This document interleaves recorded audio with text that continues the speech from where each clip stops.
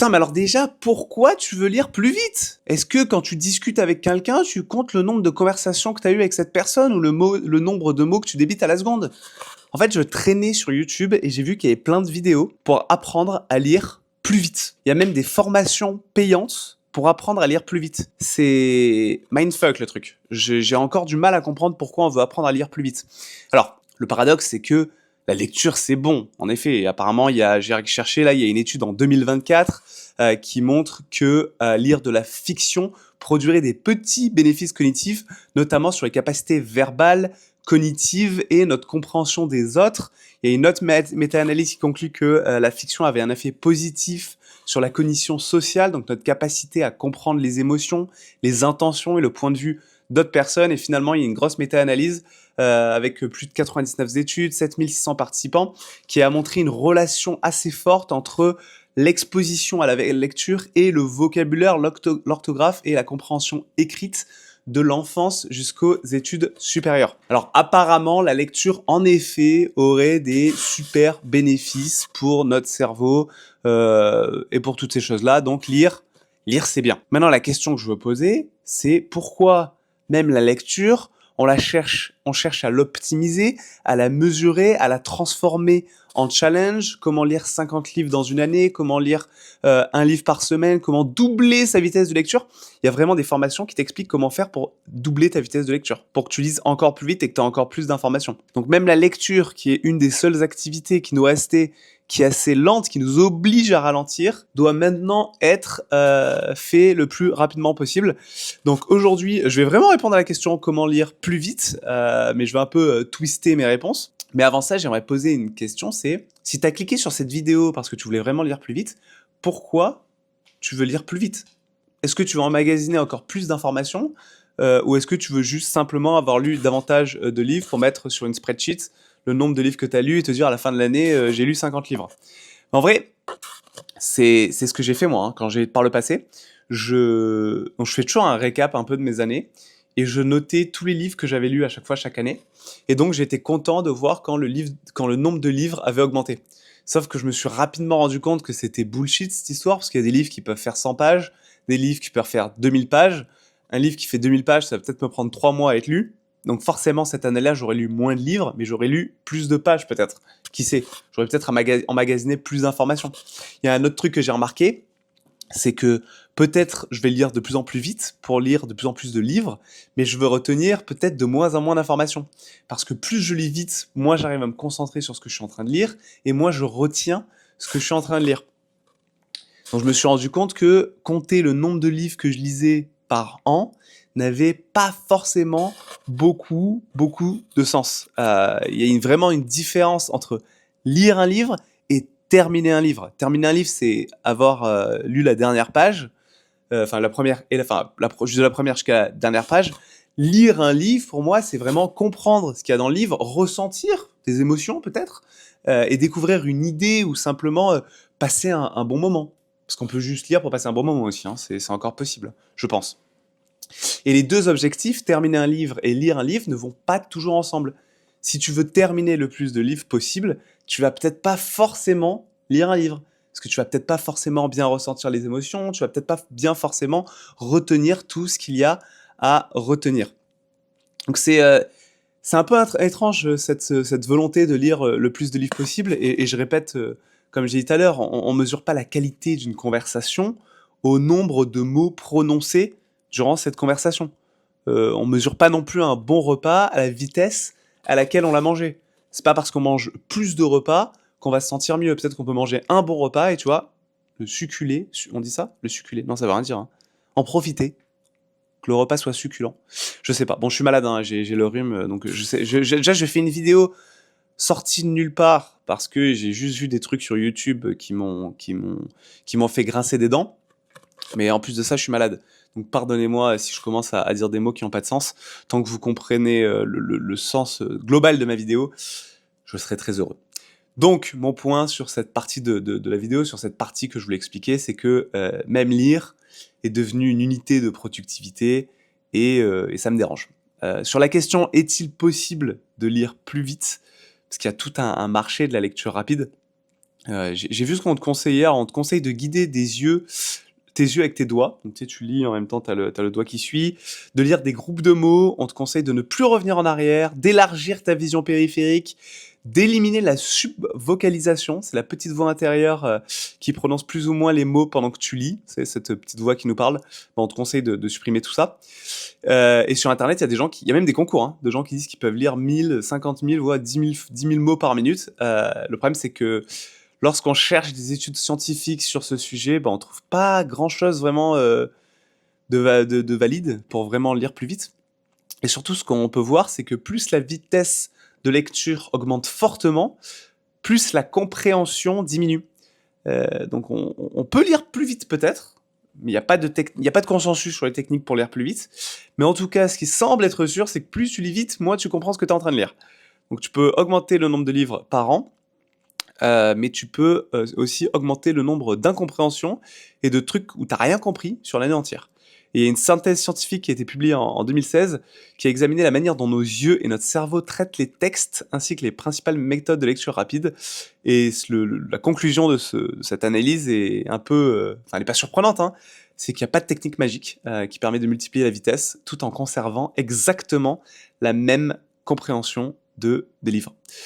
Voilà, c'est un peu triste, mais on peut pas vraiment lire plus vite, on peut pas faire tout ça.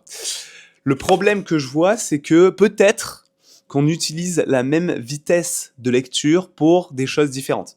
Par exemple, moi, il y a une vitesse de lecture qui est plus de l'exploration. Il y a des livres que je cherche pas à lire en entier. Il y a des livres où je cherche à avoir des informations précises dans une partie du livre. Donc là, je vais pas m'amuser à lire tout le livre, ça va me faire chier. Je vais juste parcourir la table des matières, chercher la partie qui m'intéresse. Je vais sauter les anecdotes, etc. Peut-être souvent, c'est quand je cherche des résumés d'analyse scientifique ou des questions que j'ai, enfin des réponses à des questions que j'ai. Je vais aller directement à la partie qui m'intéresse. C'est plus ça pour comment dire, je trouve pas les mots, pour compléter ma curiosité, pour atteindre ma curiosité. Non, je sais pas comment on dit. Mais c'est vraiment, je suis curieux d'un sujet, je vais chercher dans le livre l'information précise que je cherche. Ensuite, il y a une autre vitesse de lecture qui est plutôt la partie savourer. C'est-à-dire que là, je vais vraiment prendre le temps de lire, de comprendre chaque mot parce que je veux réfléchir et je veux me laisser embarquer dans une histoire. Genre Le Petit Prince, par exemple, c'est super court, mais c'est beaucoup d'émotions, c'est agréable à lire. Ou L'étranger de Camus. L'étranger de Camus, c'est assez court, mais j'aime bien le relire parce que c'est assez agréable. J'aime bien réfléchir un peu au message qu'essaye de nous dire Camus. J'aime bien aussi faire des liens entre L'étranger de Camus, j'avais fait le lien avec One Piece par exemple. Un autre lien qu'on peut faire, c'est là en ce moment je lis l'Odyssée d'Homère, parce qu'il y a le film là qui sort. J'aime bien faire ce lien aussi avec One Piece ou avec Star Wars, avec tous les livres, tous les films où on voit des héros ou des héroïnes qui ont un parcours. On peut s'amuser à lire plus lentement pour kiffer le moment, se sentir bien et être lent, mais alors très lent, parce que l'objectif à la fin c'est d'avoir une vie heureuse. Enfin, j'espère.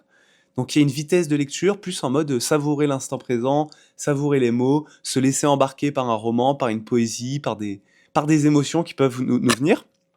Et une troisième vitesse de lecture qui peut être encore plus lente, ça peut être de comprendre vraiment des problématiques. Moi, c'est souvent des trucs scientifiques. Donc par exemple, quand je vais lire un livre sur l'astronomie, là, je vais souvent relire et relire les mêmes passages pour vraiment comprendre ce que je suis en train de lire. Donc là, je vais un peu moins me laisser embarquer par le côté poétique, je vais plus me laisser embarquer par ma curiosité et essayer de vraiment comprendre un concept, une idée, une science, voilà, toutes ces choses-là. Donc ma réponse à comment lire plus vite, c'est peut-être qu'il faut avoir différentes vitesses de lecture dépendamment de ce qu'on recherche. Si on recherche une information, aller juste chercher cette information dans un livre. Si on cherche à se reposer, à passer un bon moment poétique, lire lentement et lire tout le livre. Et ensuite, si on n'aime pas un livre, ne pas se faire chier à attendre la fin du livre pour se dire j'ai lu un livre de plus. Non, on peut juste arrêter de lire et passer à un autre livre. Moi, il y a plein de livres que je lis, ils me gonflent. Enfin non, que je lisais, parce que cette année, malheureusement, me concentrer après mon burn-out, c'était devenu extrêmement compliqué. Donc lire un livre me prend une énergie monstrueuse. D'ailleurs, le premier livre que je lis cette année, c'est l'Odyssée. Parce que c'est la première fois que j'arrive enfin à lire quelque chose.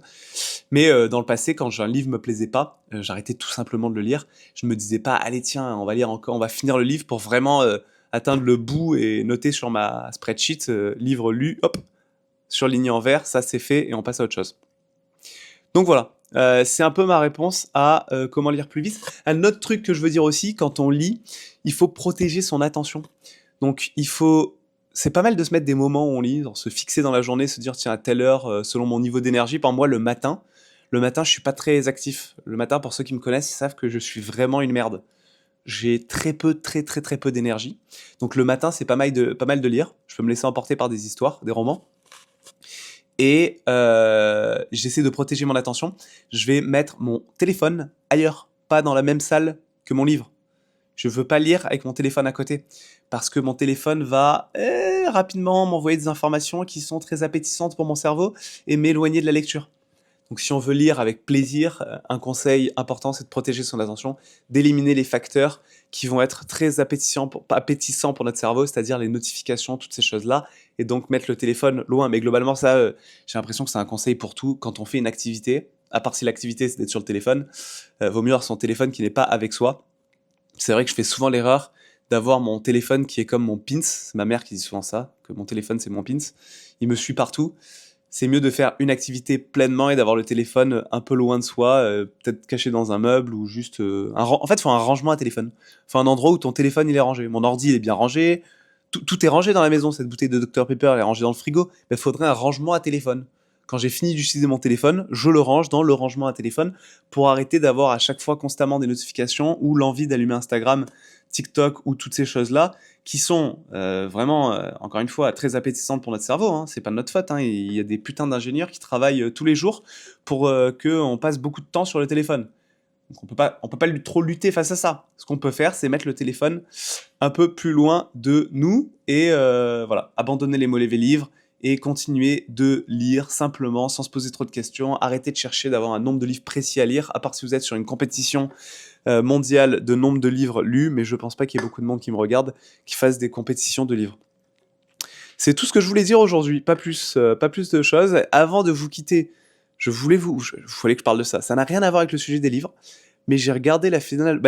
Déjà, j'ai regardé la Coupe du Monde et je suis allé dans différentes communautés de pays différents. Donc je suis allé avec les Portugais pour fêter les matchs du Portugal, avec les Espagnols pour fêter les matchs des Espagnols, et ainsi de suite avec plein de pays, Maroc aussi. Et pour la finale, j'avais le choix entre Espagne et Argentine. Comme vous le savez ou pas, l'Argentine, pas très apprécié l'Argentine ces derniers temps, hein, donc moi j'ai quand même préféré regarder le match de l'Espagne, et donc on s'est mis en tenue espagnole, et je me suis retrouvé, après à la victoire avec mes potes, dans un regroupement d'Espagnols, où on aurait dit que j'étais vraiment un Espagnol, et je suis passé carrément à la télé canadienne, avec la joie de vivre, parce que j'étais en train de sauter partout, en mode « Ouais, allez l'Espagne » et tout. Ça m'a fait beaucoup rire que moi qui suis français et qui ai vraiment aucun lien avec l'Espagne, me retrouve à la télé pour fêter la victoire de l'Espagne entre Espagnols. C'était rigolo. Je sais pas si ça vous fait rire autant que ça me fait rire, mais moi ça m'a fait marrer. Et je me suis dit que YouTube c'était un peu un historique de mon année 2026, parce que je filmais quasiment tous les jours, même si là je me suis un peu calmé. Donc ça fera un bon souvenir cette vidéo quand je la re-regarderai, si jamais je la regarde. Donc je vais vous laisser avec cette vidéo. Pour ceux qui ne me connaissent pas, je suis Monsieur Carabistouille. Je fais des vidéos régulièrement pour parler de santé mentale et de tous les sujets qui me passent par la tête. N'hésitez pas à vous abonner, commenter. Et voilà, on va grossir ensemble. C'est bien de grossir sur YouTube, il paraît. Je vous dis à la prochaine. Ciao. Bye. Marvin, t'es un traître.